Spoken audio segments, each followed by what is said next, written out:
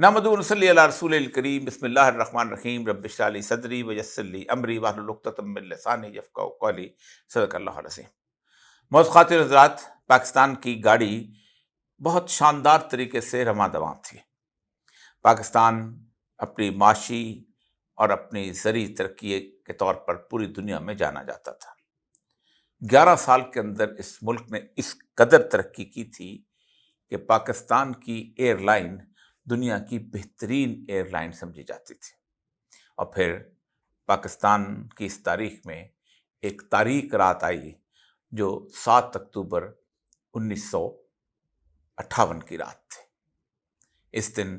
Civil bureaucracy اور military bureaucracy نے مل کے پاکستان میں مارشل لا لگا دیا۔ سول بیوروکریسی کے سربراہ سکندر مرزا تھے اور ملٹری بیوروکریسی کے سربراہ جنرل محمد ایوب خان۔ پھر اس کے ساتھ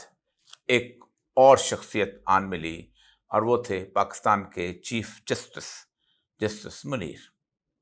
انہوں نے جب اپنا فیصلہ سنایا تو اس نے کہا کہ طاقتور شخص اگر اقتدار پر قبضہ کر لے تو وہ جائز ہوتا ہے۔ تو اس دن ایوب خان نے اپنی طاقت کا جائزہ لیا، اپنے ارد گرد سپاہ، فوج، اسلحہ، سب کچھ، گولہ بارود کو دیکھا اور اسے اندازہ ہوا کہ طاقت تو اس کے پاس ہے۔ اور اس نے اپنے بہت پرانے دوست، جو کہ اسی کی طرح سب سے پہلے ملٹری کے اندر آفیسر تھا اور میجر کی حیثیت سے سول سروس میں آیا تھا، اس کو راتوں رات کان سے پکڑ کر نکالا اور پاکستان کے مدار المہام مقام پہ فائز ہو گیا، صدر اور چیف مارشل ایڈمنسٹریٹر۔ لیکن اس دوران ایک بہت کمال کی شخصیت پاکستان کے منظرنامے پر نظر آتی ہے، جو 1958 سے لے کے 1962 تک ویسٹ پاکستان ہائی کورٹ کے چیف جسٹس رہی۔ اس شخص کا نام ہے جسٹس محمد رستم کیانی۔ جسٹس رستم کیانی کے بارے میں کہا جاتا ہے کہ انہوں نے آزاد عدلیہ کا پرچم سر بلند کیا۔ آج تقریباً 64 سال کے بعد اسلام آباد ہائی کورٹ سے اسی کیانی خاندان کا ایک اور فرد جسٹس محسن اختر کیانی اسی پرچم کو بلند کیے ہوئے۔ لیکن کمال کی بات یہ ہے کہ جسٹس محمد رستم کیانی کے زمانے میں عوام کو یہ شعور نہیں تھا کہ مارشل لا بہتر ہے یا عدالتی نظام بہتر ہے۔ لوگ ایوب خان کی آمد پر گن گایا کرتے تھے کہ اب بہت سکون اور اطمینان ہو جائے گا اور اب ہمارے ہاں ہنسی خوشی زندگی جو ہے وہ چلنا شروع ہو جائے گی۔ یہ سیاستدان تو بنیادی طور پر ہوتے ہی بددیانت ہیں، ان لوگوں نے بہت لوٹ مار کی ہے، اب مارشل لا لگ گیا ہے، اب حالات بہتر ہو جائیں گے۔ محمد رستم کیانی صرف عدالتوں تک محدود تھا اور اس کے فیصلے چند ایک جگہوں پر ہی سنائے جاتے تھے۔ بہرحال وہ اپنا کردار ادا کر کے چلا گیا اور اس کی مشہور کتاب جو ہے اے جج میں اسپیک، وہ بھی ایک پڑھنے کی چیز ہے، خاصے کی چیز۔ لیکن آج وقت بدل چکا ہے۔ آج جب میں پاکستان کے عدالتی نظام کی صورتحال کو دیکھتا ہوں اور اس کے مقابلے کے اندر جس طرح کی حالات اور واقعات ہو رہے ہیں تو مجھے لیٹن امریکہ یاد آ جا رہا ہے۔ اور مجھے اس وقت یہ جو ولیم سی اسپیشل کی کتاب ہے The Use and Abuse of the Intelligence as Political Weapon، یہ بڑی خوبصورت، اس کی اگرچہ کہ یہ آرٹیکلز کی سیریز تھی پھر اس نے اس کو کتاب کے اندر کنورٹ کر لیا۔ تو پھر مجھے وہ سارے ملک، گوئٹمالا یاد آ جاتا ہے، پیرو یاد آ جاتا ہے، نکراگوا یاد آ جاتا ہے، چلی یاد آ جاتا ہے، ہونڈراس یاد، اور بہت سارے ملک ہیں کہ جو کہ اس لیٹن امریکہ کے اندر تھے کہ جہاں انٹیلیجنس ایجنسیز کے ذریعے سیاستدانوں کو اٹھایا جاتا تھا، ان کے ورکرز کو پڑھایا جاتا تھا، ان کو لاپتہ کیا جاتا تھا اور اس کے ساتھ ساتھ ان لوگوں کو مکمل طور پر صفحہ ہستی سے غائب کر دیا جاتا تھا۔ پھر آج جو مجھے رؤوف حسن کے ساتھ واقعہ ہوا ہے، جسے چند خسروں نے اسے مارا ہے بیچارے کو، تو وہاں بھی مجھے یاد آیا کہ وہاں کچھ طوائفوں کے ذریعے سیاستدانوں کو پٹوایا جاتا تھا۔ کچھ طوائفیں پکڑی اور طوائفوں کو پٹوایا، اور وہ ان کی آج جب ان کی پڑھتے ہیں ان کی تو آپ حیران ہوتے ہیں کہ عزت دار آدمی، سیاستدان، اسمبلی کا رکن جا رہا ہے اور وہ اس کے اندر کیوبا کے اندر جا رہا ہے یا کسی اور ملک کے اندر جا رہا ہے تو اس کو 3-4 طوائفوں نے پکڑ کے اس کو پیٹ ڈالا، یا کسی طوائف نے اس کو کہا تم نے مجھے پیسے نہیں دیے تھے، تم مجھے پیسے دے کے جاؤ، اور وہ بیچارہ حیران عورت آئی کہاں سے۔ یہی کیفیت جو تھی یہ اس وقت ہوتی ہے کہ جب انٹیلیجنس ایجنسیز اپنے باقی تمام ہتھ کنڈوں سے بالکل فارغ ہو جاتی ہیں، پھر وہ کہتے ہیں کہ کسی شخص کو پبلکلی ہیومیلیٹ کیسے کیا جاتا ہے، جب اس کے خلاف کیسز باقی چیزیں جو ہیں وہ لوگوں پر اثر انداز نہیں ہوتی تو پھر ذلت و رسوائی کا کوئی نہ کوئی راستہ ڈھونڈا جاتا ہے۔ آج کے دن کی رودات بڑی کمال کی ہے، اور وقت کے ساتھ ساتھ یہ دن مزید بہتر سے بہتر ہوتے چلے جائیں گے۔ اور میں نے اس وقت بھی کہا تھا کہ پاکستان میں جس دن عوام کھڑے ہو گئے تو اس دن پاکستان کا جوڈیشل سسٹم خود بخود کھڑا ہو جائے گا، کیونکہ پاکستان کے عدالتی نظام کے ساتھ جو کچھ کیا گیا ہے اور جو ججوں کے ساتھ سلوک کروا رکھا گیا ہے، اور جس طرح ججوں کو گھر کی لونڈی بنانے کی کوشش کی گئی ہے، دروازے کا دربان بنانے کی کوشش کی گئی، ہر باعزت اور باغیرت آدمی جو ہے کسی نہ کسی دن اس کلاوے کو نکال کے باہر آ جاتا ہے۔ آج سب سے پہلا کیس جو اہم ترین کیس تھا وہ ٹیرین وائٹ کیس تھا۔ یہ وہ کیس ہے کہ جو ڈرٹی ٹیکٹس جو ہیں وہ کسی بھی انٹیلیجنس ایجنسی کے ڈرٹی ٹیکٹس میں سے ایک ٹیکٹس ہے کے طور پہ۔ یہ میرے سامنے اس وقت ایک اور کتاب ہے، CIA dirty tax under fire, یہ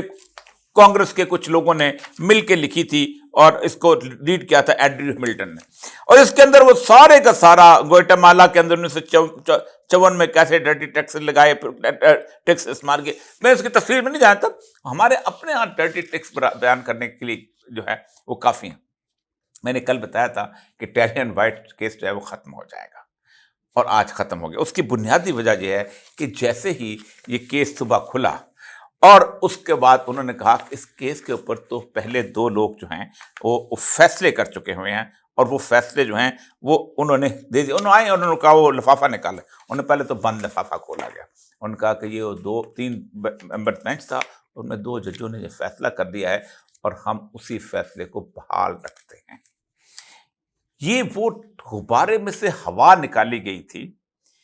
کہ جب پوری کوشش کر کے دنیا جہان سے چیزیں اکٹھی کر کے پھر ایک نامعلوم قسم کے آدمی کا، آج اس کا وکیل حاضر تھا، اس کے وکیل کے سامنے انہوں نے پیش کیا، انہوں نے پوچھا کہ آپ کو پتہ ہے یہ 2 ججوں نے فیصلہ کیا تھا اس کے اوپر؟ انہوں نے کہا مجھے تو نہیں پتا، آپ وکیل ہیں، آپ کو نہیں پتا، جبکہ پوری دنیا کو پتا تھا۔ اور وہ پوری کی پوری توانائی، اور یہیں سے سب سے پہلے پاکستان کی ججوں کا اختلاف ہوا تھا پاکستان کی انٹیلیجنس ایجنسیز کے ساتھ،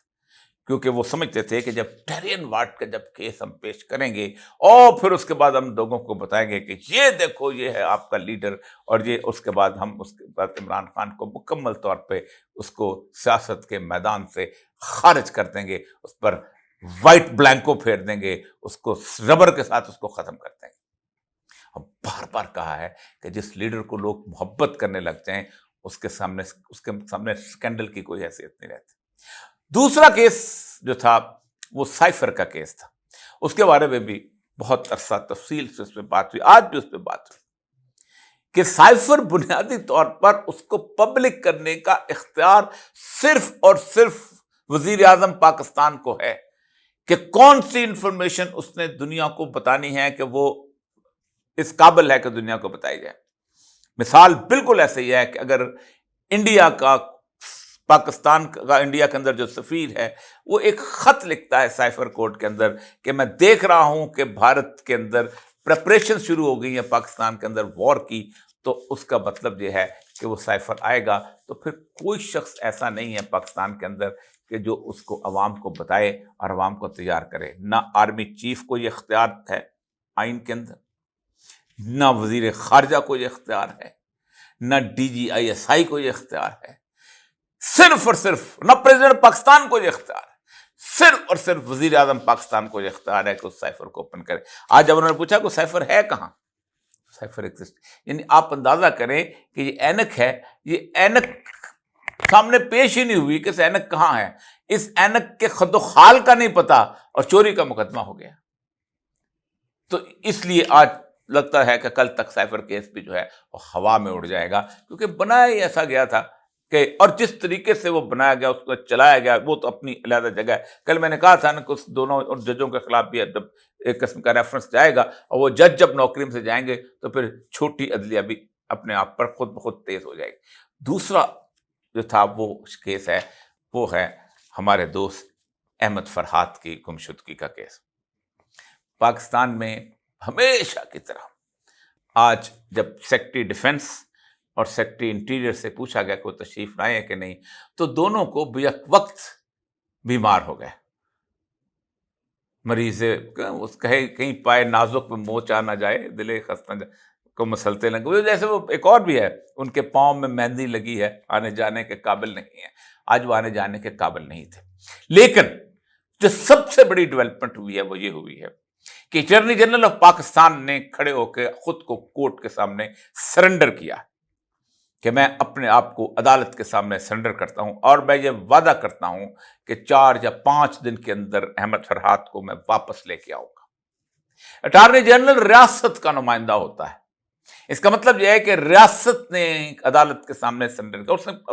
نے کہنے کا تو پتہ ہے اس کی کیا کانسیکوینسز ہو سکتے ہیں اگر وہ نہیں آئیں گے تو، کہ نہیں میں لے کے آؤں گا۔ پھر اس کے بعد ان سے پوچھا گیا کہ ان کے بعد ایمان مزاری نے پھر جو گفتگو کی، اس نے کہا کہ پھر یہ اس دوران 4-5 دن کے تشدد کرتے ہیں، لوگوں کو الٹا لٹکاتے ہیں، مارتے ہیں، اور وہ پھر بعد میں وہ اس قابل نہیں رہتے، یادداشتیں تک چلی جاتی ہیں۔ اس پہ اس نے کہا کہ نہیں میں اس کی ذمہ داری لیتا ہوں کہ ایسا نہیں ہو۔ یہ وقت اب کیوں آیا ہے؟ یہ پہلے کیوں نہیں آیا تھا؟ پہلے اس لیے نہیں آیا تھا کہ پاکستان کی 24 کروڑ عوام جو تھے وہ ابھی تک اس مخمس میں تھے کہ یہ جو سب کام ہوتے ہیں یہ ٹھیک ہی ہوتے ہوں گے، یہ ملکی مفاد میں ہی ہوتے ہوں گے۔ اگر بلوچوں کو اٹھایا جاتا ہے تو یہ پاکستان کے مفاد میں اٹھایا جاتا ہے، اس لیے کہ یہاں بہت سارے لوگ اس طرح کی باتیں کرنے والے موجود تھے جو کہتے ہیں کہ ہم مفاد کے لیے اٹھاتے۔ اگر تم مفاد کے لیے اٹھاتے تھے تو ان کو عدالت میں پیش کرو۔ اگر تم واقعی سمجھتے ہو کہ اتنے بڑے غدار ہے تو تم عدالت کے سامنے لے کے آؤ، تاکہ ان کے والدین کے سامنے ان کا چہرہ بے نقاب ہو، ان کے باقی لوگوں کے سامنے ان کا چہرہ بے نقاب ہو کہ یہ غدار تھے۔ لیکن تمہیں پتہ تھا کہ تمہارے پاس ان کا ثبوت کو نہیں، تم صرف خوف اور دہشت پھیلانے کے لیے کرتے تھے، اسے تم نہیں لے کے آئے۔ لیکن پاکستان میں پنجاب ہو یا سندھ کا علاقہ ہو، یہاں تک کہ اور بہت سارے علاقے ہوں، تو اس میں یہ لوگ سمجھتے نہیں تھے کہ یہ بلوچ بیچارہ جو اٹھایا جاتا ہے، یا اس طرح کے کے اندر، سوات کے اندر یہ جو لوگ اٹھائے جاتے ہیں، جو ایم کیم کے لوگ، آج تو 2 ایم کیم کے لوگوں کا جو کیس ہے وہ بھی سندھ میں پیش ہوا ہے، اور ان کا کہ ہم آپ کو بلا لیں گے پھر آپ کو۔ یہ عدالتوں کے اندر یہ جو جوش، یہ ولولہ، یہ جب آیا تھا چلی کی عدالت میں آیا تھا، تو چلی کی عدالت میں ایک انٹرنیشنل وارنٹ جاری کیا تھا، اور اس نے کہا تھا ہمارا جنرل پینوشے جو امریکہ سے ٹریننگ لے کے آیا تھا، اسکول آف امریکہ سے، جس کو امریکہ نے پہلے یہاں پر الندے کا تختہ الٹنے کے لیے استعمال کیا، جس کو پھر امریکہ نے باقاعدہ سیاستدان بنایا، پھر وہ سینیٹر اس کو بنوایا، پھر امریکہ نے اس کو سیاستدان اور سینیٹر بنوانے کے بعد صدر بنوایا، اور پھر اس کے بعد اس کو کہا کہ تم اپنے لیے ایک امیونٹی کی ڈرافٹ پہ لکھ لو کہ تمہارے پر مقدمہ نہیں چل سکتا، لیکن اٹھے گا جب میں سر فروش، ہاں پڑے گے دار و رسن کے لالے۔ جب لوگ کھڑے ہوئے، جب عوام کھڑی ہوئی، اتنا سا ملک بھاگ گیا۔